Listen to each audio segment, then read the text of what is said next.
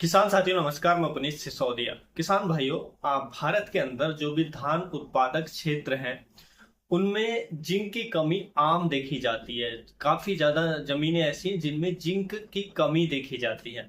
उसके दो कारण हैं। एक तो क्योंकि हम धान लगाते हैं तो उसमें जल भराव रहता है, या बरसात के समय में ज्यादा पानी भर जाने से भी हमारे खेत के अंदर जिंक की डिफिशियंसी यानी कि कमी होती है।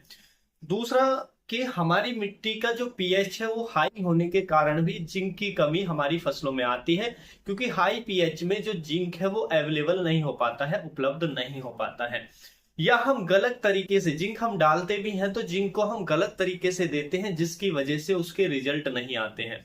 और देखिए, अगर धान की फसल के अंदर जिंक की कमी हो जाए तो उत्पादन में भारी गिरावट देखने को मिलती है। फसल की जो ग्रोथ है, धान की ग्रोथ अच्छी नहीं आएगी, उसमें टिलर्स की संख्या कम होगी, यानी कि कल्लों का जो फुटाव है वो आपको काफी कम हो जाएगा, अच्छा नहीं होगा। आप सब जानते हैं टिलर्स कम निकलेंगे तो सीधा असर हमारे उत्पादन पर देखने को मिलेगा। और ऐसी फसल में रोगों की समस्या भी हमें ज्यादा देखने को मिलेगी अगर जिंक की डिफिशियंसी हो जाए। और साथ में धान की जो रूट का डेवलपमेंट यानी कि जड़ों का जो विकास है धान की फसल के अंदर वो भी अच्छा नहीं होगा। क्योंकि देखिए, जड़ बहुत ही जरूरी पार्ट होती है किसी भी पौधे का, उसी तरह धान की फसल का भी। अगर रूट डेवलपमेंट धान का अच्छा ना हो, जड़ों का विकास अच्छा ना हो, तो ओवरऑल जो फुटाव है, उसकी ग्रोथ है, वो सीधा उस पर फर्क पड़ेगा। सीधा जो फर्क है वो उत्पादन पे आपको देखने को मिलेगा, उत्पादन में भारी गिरावट देखने को मिलेगी। इसलिए जिंक का सही उपयोग धान की फसल में बहुत जरूरी हो जाता है। तो आज की इस वीडियो में हम वही समझने वाले हैं, जिंक का एकदम सही से उपयोग कैसे करें जिससे मैक्सिमम रिजल्ट मिले, धान की ग्रोथ अच्छे से आए, धान में जिंक की कमी ना हो, कल्लों का फुटाव अच्छा हो, उत्पादन बेहतर मिले और कीट व रोगों की समस्या आपकी धान की फसल में कम देखने को मिले। तो देखिए, सबसे पहले हम बात करते हैं धान की फसल के अंदर अगर जिंक की कमी है तो कैसे सिम्टम शो करते हैं इनिशियल स्टेज में, यानी कि शुरुआती लक्षण कैसे होते हैं। और फिर जानेंगे कि एडवांस लेवल के लक्षण कैसे होते हैं, कि एडवांस लेवल यानी कि ज्यादा कमी हो जाए तो फिर कैसी समस्या आती है। तो जो शुरुआती लक्षण है अगर उनको पहचान कर आप ठीक कर लेते हैं तो आप भारी गिरावट से बच जाते हैं उत्पादन में। तो देखिए, शुरुआती लक्षण में क्या होगा कि आपकी धान की जो नई पत्तियां हैं उनमें पीलापन आपको दिखाई देगा, पत्तियां छोटी रह जाएंगी, पत्तियों की चौड़ाई प्रॉपर नहीं आएगी, पौधे की जो ग्रोथ है वो रुक जाएगी, पौधे की ग्रोथ नहीं आएगी। उसका कारण यह है क्योंकि जिंक जो होता है पौधे के अंदर ऑक्सिन हार्मोन के स्टिमुलेट में उसके बनने में हेल्प करता है। तो देखिए, ऑक्सिन हार्मोन अगर प्लांट के अंदर नहीं बनेगा तो उसका रूट डेवलपमेंट या ओवरऑल जो डेवलपमेंट है वो रुक जाएगा, पौधे की जो ग्रोथ है वो रुक जाएगी। तो अगर ऐसा सिम्टम्स आपको इनिशियल स्टेज में दिखाई देता है तो तुरंत हमें जिंक का स्प्रे करना चाहिए धान की फसल के अंदर, क्योंकि स्प्रे से जो सिम्टम्स है वो तेजी से क्योर होते हैं, क्योंकि स्प्रे करने से तेजी से जिंक सप्लाई होता है प्लांट के अंदर। अगर सिम्टम्स दिख रहे हैं तो फिर स्प्रे पे ही जाएं, जमीन में ना डालें, क्योंकि जमीन में डालने से काफी लंबे समय में मिलेगा, स्प्रे करने से तुरंत ही हमारे पौधे को मिल जाएगा।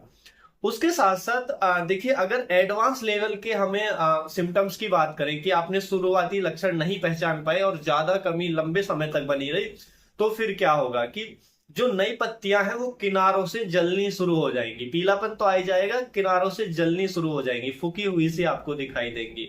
पौधा बिल्कुल आपकी उसकी ग्रोथ है बिल्कुल रुक जाएगी, स्टॉप हो जाएगी, पौधा एकदम झाड़ी नुमा सा लगेगा, उसकी जड़ों की ग्रोथ पूरी तरह रुक जाएगी, कल्लों का फुटाव बिल्कुल नहीं होगा।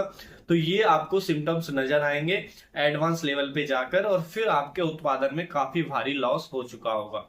तो इसलिए हमें जिंक का प्रॉपर तरीके से देना चाहिए। और देखिए, रिसर्च में पाया गया है कि अगर हम जिंक की कमी हो धान के अंदर, जिंक को प्रॉपर नहीं देते हैं, तो उत्पादन में 20 से लेकर 40% की गिरावट देखी गई है, जो एक बहुत बड़ी गिरावट है उत्पादन के अंदर। तो इसलिए जिंक का ध्यान रखना धान की फसल के लिए बहुत जरूरी हो जाता है। देखिए, रिसर्च बताती है कि जो धान उत्पादक क्षेत्र है, अगर धान की कमी जिंक की कमी है आपके खेत के अंदर, तो उसमें आपको जमीन में भी डालना चाहिए और साथ में स्प्रे भी ले लेना चाहिए। इससे जो रिजल्ट है आपको काफी बेहतर देखने को मिलते हैं। देखिए, जिंक जो हमारा सल्फेट आता है, वैसे तो हमें उसका उपयोग जमीन के अंदर करना चाहिए खेत की तैयारी के समय, लेकिन हाँ, क्योंकि अगर उस समय हम फास्फोरस डालते हैं और फास्फोरस के साथ मिक्स करते हैं तो फिर इसके रिजल्ट नहीं आते हैं, क्योंकि फास्फोरस के साथ मिलकर के जिंक वो इनसॉल्युबल फॉर्म में चला जाता है, यानी कि फिक्स फॉर्म में चला जाता है, वो पौधे को मिल नहीं पाता है। तो इसलिए हम क्या कर सकते हैं, तो देखिए उस समय हम ऐसा कर सकते हैं कि हम डीएपी को अलग से बिखेर दें और जो हमारा जिंक सल्फेट है उसे गोबर की खाद में मिक्स करें और उसको अलग से बिखेर दें।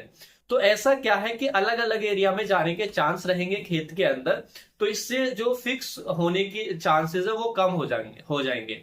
या फिर आप जो चिलेटेड फॉर्म वाला जिंक आता है, जो चिलेटेड फॉर्म में आता है, तो वो भी डाल सकते हैं।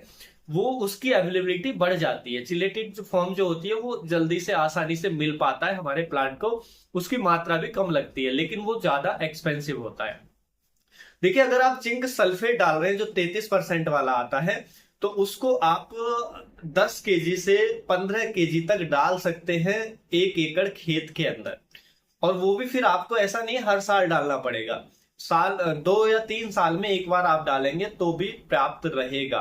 लेकिन वहां पे सवाल उठता है कि उसकी अवेलेबिलिटी को कैसे बढ़ाया जाए, क्योंकि वो फिर अवेलेबल नहीं होगा। तो उसके लिए फिर आप जिंक सोल्यूबलाइजिंग बैक्टीरिया का बार उपयोग करें बाद में, बहुत सस्ते में आ जाते हैं। जिंक सोल्यूबलाइजिंग बैक्टीरिया आपको अगर आधा लीटर लगेगा 1 एकड़ में गोबर की खाद में मिक्स करके आपको डालना है, 100-150 रुपए का खर्चा आएगा। तो एक बार जिंक सल्फेट जमीन में डाल दीजिए और 2 साल तक फिर आप जिंक सोल्यूबल बैक्टीरिया का उपयोग करते रहिए। और साथ में जो हमारी गोबर की खाद है, ये खाद है, ये भी डालने से जिंक की जो उपलब्धता है वो बढ़ती है। तो इन ऐसा करने से भी आपकी जिंक की उपलब्धता बनी रहेगी, जिससे जिंक की कमी आपके पौधे में, धान के अंदर नहीं आएगी, आपको उत्पादन अच्छा देखने को मिलेगा। साथ में आप स्प्रे हमेशा लेते रहे, हर साल फसल में स्प्रे लेते रहे जिंक सल्फेट का। स्प्रे कब करना है, पहला स्प्रे जब भी आप रोपाई कर देते हैं, रोपाई के कम से कम 15 दिन बाद, कम से कम रोपाई के 15 दिन बाद पहला स्प्रे ले लीजिए जिंक का। 15 से 20 दिन बाद भी आप ले सकते हैं। जिंक सल्फेट का एक स्प्रे ले लेते हैं, वो लेना है 5% का। 5% मतलब 1 लीटर पानी में 5 ग्राम, यानी कि 100 लीटर पानी में 500 ग्राम जो हमारा जिंक सल्फेट है वो मिला करके अपनी धान की फसल पे स्प्रे कर दीजिएगा। तो फिर आपकी जिंक की जो पूर्ति है वो हो जाएगी। और दूसरा स्प्रे, पहले स्प्रे के 15 से 20 दिन बाद दूसरा स्प्रे रिपीट कर देते हैं, तो 2 स्प्रे पर्याप्त रहते हैं जिंक की पूर्ति के लिए।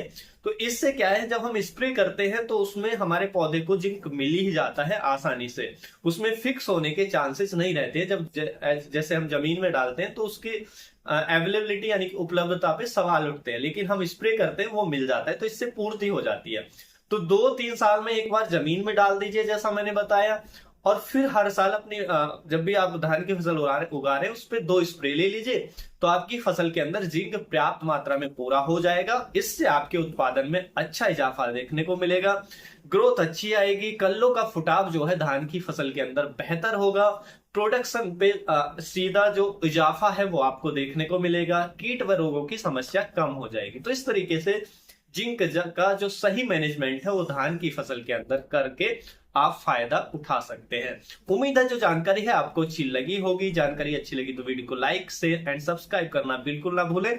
हम फिर मिलेंगे आपको एक और नई वीडियो में नई जानकारी के साथ। तब तक के लिए आप अपना ख्याल रखें। धन्यवाद।